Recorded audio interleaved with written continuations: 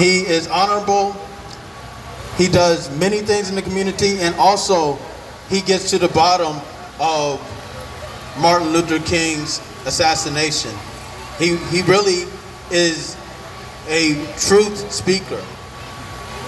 So I'd like to introduce someone. We're talking about vote for self, do for self. Vote for self, do for self. Before you give anybody any energy, you vote for yourself. Because voting is voltage, voting is energy. Before you decide to give anybody a ballot, vote for yourself. Charge yourself as much as you charge your phones. An hour, 30 minutes. Vote for self, do for self. That's what we're doing right now. So without further ado, I want to introduce somebody that is out here making a difference. And we're breaking the spell tonight, y'all. We're breaking the spell tonight. And you guys asked me what spell it is. You guys asked me what spell that we're breaking tonight. We're going to break that spell tonight. That's happening. Because there's a spell they're trying to put over Atlanta. Did you know that? Did you know that there's a spell they're trying to put over Atlanta? With you black people, especially, you are the sacrifices. You are the sacrificial lambs for this spell that they're trying to put over Atlanta. So without further ado, we're here to break that spell with Judge Joe Brown. Mama ain't black, but daddy ain't either. So mama ain't black, makes you believe her. As the legend and stories been told on skinfolk came, but mama ain't black. Come on up here. Thank you. Come on. Ain't black. That bitch is Indian. So is a mama. That bitch is Indian. 1, 2, 1, 2. So is her father. That ain't the same. This ain't no game. Cheer. That's too close to church music, and if you want to get yourself together, you got to get about the church, because if you want a successful movement, revolution they call it, you got to be willing to go to hell. Now, I've been around a long time, and I don't give a damn whether I hurt your feelings or not, but I'll apologize one time. I don't use the N-word because from where I'm from, you'd get hurt for using the N-word. I don't know what's happened where it became popular again. I say Negro instead of that other N-word. I'm gonna use the term black, and I apologize one time up front for hurting your feelings if I do. We've been around here for a long time in this country, but we do a whole lot of things to keep ourselves from ever uplifting ourselves in this country. There was a movie on a couple of years ago, it was called The Woman King. And they were celebrating a bunch of sleazy, slimy, no good, wrongdoing, hell-bound folk who captured a lot of our ancestors and sent them over here. And we went to this movie and made it a hit. And we glorified something that was a damn disgrace in our history when we got captured. But we said it was all right. Now, I'm tired of that. This is a city of civil rights, but I never really could get comfortable with civil rights because I couldn't understand why anything was of merit for a bunch of Negroes to be down on their knees praying while some rednecks were beating them across the head until some other ones felt guilty about it. All right, we try to do things from time to time, but it doesn't always work out right because some Negroes turned us in. Denmark Vesey tried to stage a slave revolution, but some of the slaves turned him in. Nat Turner was trying to do the same thing, but some of the slaves turned him in. We have the same problem now. We have the opportunity to exert black leadership, but instead of the so-called black leaders doing something for the good of the community and the people that look like them, they're trying to use the positions that we put them in to rip off so we get nothing, and then they get a little chump change and get to smile and do the 6B routine. What's the 6B routine? Unbelt, drop your britches, drop your boxers, bend over, spread your butt cheeks, and get boy banged. And that's supposed to be how we achieve something in this country when our leadership is too deep off in there. Now, this is the 21st century. If you want to get your freak on, that's your business. But I'm talking about getting free. Now, I am disturbed about this thing that we have where we're too deep off into. We got to identify with something. 30 years ago, remember those Oakland Raiders starter jackets? Everybody had to have one. A lot of people in here are too young to remember that. But they wanted an Oakland Raiders starter jacket. So I remember one fool that was trying to get probation. He's sitting up in front of me, and I asked him, I said, "Where's Oakland?" "I don't know." And see, he'd been holding somebody up so he could get Oakland Raiders starter jackets. And he had one, he stole two. I said, "Well, where's Oakland?" "I don't know." "Well, what kind of game do they play?" "I don't know." So, "Well, don't you see the football helmet, fool?" "Huh?" Said they play football. "Now, who's the quarterback?" "I don't know." "Well, then why do you want one of these Oakland Raiders starter jackets?" "Well, it's cool, Judge. Everybody got one. Want to feel like I'm identified with and belong." Now, see, that's the kind of mentality we have, and we need to get away from that. But you see, right now, we have this problem with self-esteem. So we look at somebody going through some motions, and it looks like they're trying to accomplish something, maybe. But is it doing anything for you? Anybody in here ever gone duck hunting? Got a granddaddy or uncle or something out in the country that went out and hunted the duck? You know, they taste kind of good when you fix them up real right. I like duck l'orange. You know, that's one of them rich folks' deals. You know, you put orange juice on the duck, you put garnish and bacon. Well, you got to get a duck first. So how do you get a duck? You put a decoy out there to lure the duck in so you can get the duck. And what is a decoy? A decoy is a fake duck. And we have a lot of that now, where we try to get the Negroes to support things because the population dynamics are changing, and the black vote can swing elections one way or the other. So they got decoy Negroes out there. They got fake Negroes, and they put them out and set them out so the rest of the Negroes become Negroes instead of being black folk. And they say, "Oh, skin is kin." And I heard it several times tonight. People are talking about unity.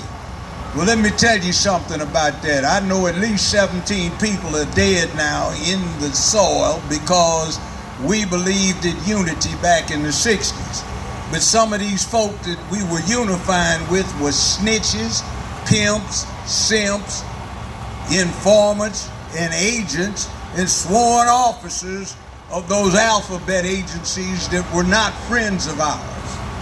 And we've got black caucus people who want to take some of that particular three-letter alphabet agency and claim they're our friends. They're not. Anybody know how the FBI got started? Anybody? Not one of you do you? Somebody over there. I saw a hand go up. The FBI got started before World War I because there was the first black world heavyweight champion. His name was Jack Johnson. Couldn't anybody beat this brother? And back then they didn't have 12-round or 15-round championship fights. You fought till somebody dropped, and they had 37-round bouts. He won one was 56 rounds. But he had a white wife. And certain folk didn't like the idea that this big buck Negro was running around this big buck black man with a white wife and all of her friend girls. So they decided they were gonna get him. And they created the Federal Bureau of Investigation to set up what became the Mann Act. Anybody heard of the Mann Act? It's what they busted R. Kelly on and what they've got P. Diddy on right now, though they don't say it. In other words, the objective was to get rid of black men who were out there doing something with a grandstand perspective that offended some other folk. So they created the FBI. They came up with the Mann Act, and before World War I, they got Jack Johnson. He came through Georgia. Georgia did not acknowledge interracial marriage, so he's with his wife. They're going to go visit France, and they drove through this state for 15 minutes on the way to a seaport. When they stopped, the FBI, accompanied by U.S. Marshals, rushed the train, and they arrested Jack Johnson. They tried him, convicted him, he escaped and went to France. Well, his mama selfishly wanted to see him, so he tried to sneak back in, and they caught him. He served his time for that. 1 year, by the way, but he got 5 years because of the escape. So when he got out, he got killed in a car wreck, supposedly in 1946. So what does the Black Caucus want to do right now? They talk about